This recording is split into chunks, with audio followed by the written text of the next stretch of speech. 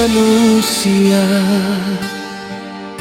yang punya rasa dan butuh kasih dan sayangmu, bukan dustamu. Dan denai hanya manusia biasa yang butuh perhatianmu,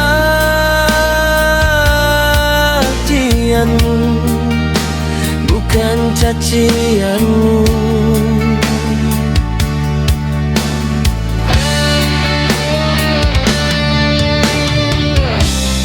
Fitnahmu yang kejam telah hancurkan impianku. Ukir luka dan perih di hatiku,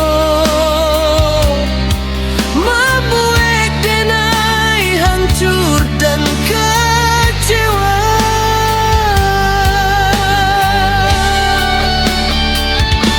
Coba kau jadi denai sebentar saja, kau kan tahu apa nan denai rasakan, betapa sakit nan denai rasoi.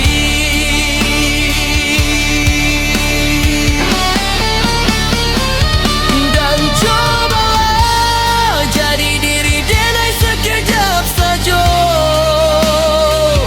kau kan lihat seberapa padianan denai rasakan. Sakit karena dustamu.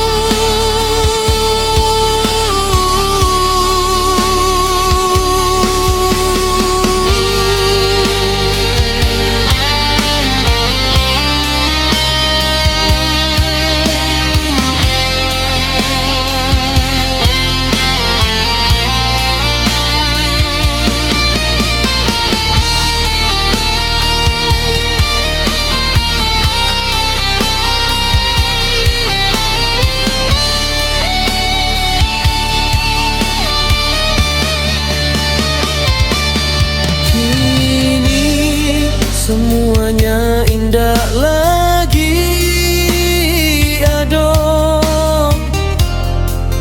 tersisa hanyalah